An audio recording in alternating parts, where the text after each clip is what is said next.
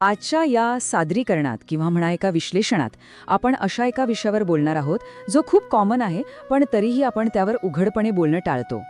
एक असा भावनिक संघर्ष ज्यातून माझ्यासारख्या तुमच्यासारख्या अनेक जणी रोज जात असतात.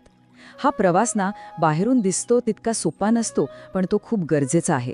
माझ्या स्वतःच्या अनुभवातून आणि थोड्या अभ्यासातून आज आपण हा प्रवास, त्यामागचं मानसशास्त्र आणि यातून बाहेर पडण्याचा एक अतिशय सुंदर मार्ग उलगडून बघणार आहोत. माझं कोणीच नाही, तुम्हाला माहितीये, हे फक्त एक साधं वाक्य नाहीये. ही काही अशी एखादी तात्पुरती भावनाही नाही. हे वाक्य म्हणजे ना अनेक कडू अनुभवांची, नाकारलं गेल्याची आणि एका अतिशय खोल भावनिक थकव्याची साठवण असते. जेव्हा आतून सगळंच संपल्यासारखं वाटतं ना, तेव्हा अगदी हाच आवाज स्वतःच्या मनातून घुमू लागतो.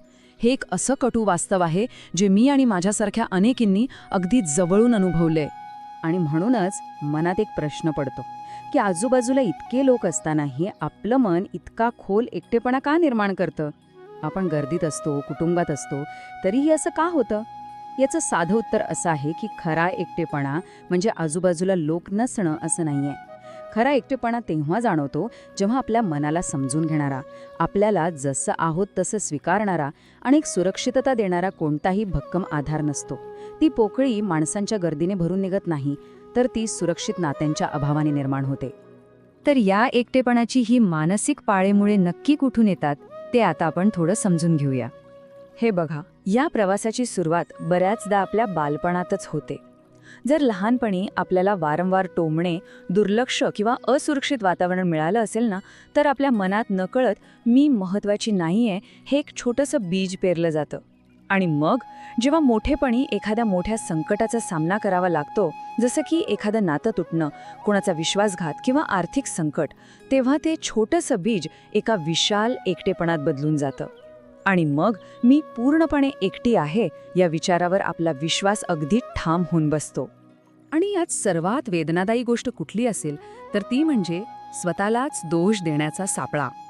होतं काय ना, जेव्हा वेदना असह्य होते तेव्हा आपण ती वेदना न कळत स्वतःकडेच वळवतो. माझ्यातच काहीतरी कमी आहे किंवा सगळी माझी चूक आहे असं म्हणून आपण स्वतःलाच शिक्षा देऊ लागतो. या सततच्या स्वतःवरच्या टीकेमुळे आपला उरलासुरला आत्मविश्वासही संपून जातो आणि आपण स्वतःच्याच खऱ्या अस्तित्वापासून खूप दूर ढकलले जातो.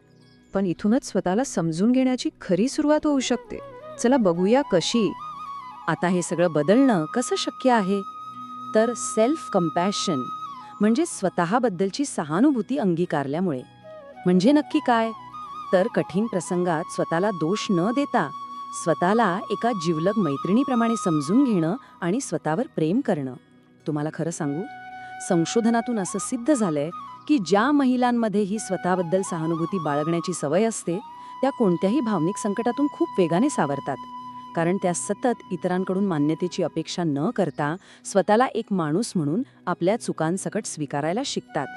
आणि मग हळूहळू आपला तो जुना आंतरिक आवाज, जो सतत मी पूर्णपणे एकटी आहे अशी भीती घालत असतो, तो आता एका नव्या समजूतदार आवाजात बदलू लागतो. हो, ही वेळ कठीण आहे, मला खूप त्रास होतोय, पण मी स्वतःला सांभाळू शकते. स्वतःशी बोलण्याच्या पद्धतीमधील हा सकारात्मक बदल ना, हा मानसिक उपचाराच्या प्रक्रियेतला एक अतिशय मोठा आणि आपण स्वतः मिळवलेला विजय असतो. यानंतरचा टप्पा म्हणजे आपल्या भावनांचा स्वीकार आणि त्यातून बरं होणं. आपल्याला अनेकदा लहानपणापासून शिकवलं जातं की खंबीर होणं म्हणजे रडणं थांबवणं किंवा आपल्या भावना लपवणं. पण खरं सांगायचं तर मानसिक बळ हे भावना दाबून ठेवण्यात अजिबात नाहीये, तर त्या स्वीकारण्यात आहे. तुम्हाला रडू येत असेल ना, तर मनसोक्त रडून घेणं, दुःख मान्य करणं आणि वेळ पडल्यास कुणाची तरी मदत मागणं हे खऱ्या धैर्याचं लक्षण आहे. भावना दाबून ठेवल्या तर त्यातून फक्त ताण, चिंता आणि नैराश्य वाढतं. हे आपण नेहमी लक्षात ठेवायला हवं. आणि हो, कधीकधी मनावर इतक्या खोल जखमा असतात की त्या आपण एकटे हाताळू शकत नाही. अशा वेळी थेरपी किंवा योग्य समुपदेशन घेणं हे दुबळेपणाचं लक्षण अजिबात नाहीये. उलट ती स्वतःला सावरण्याची एक कृती आहे. आपल्याला प्रत्येक वेळी भावनिक ओझं एकट्यानेच वाहायची काहीच गरज नसते.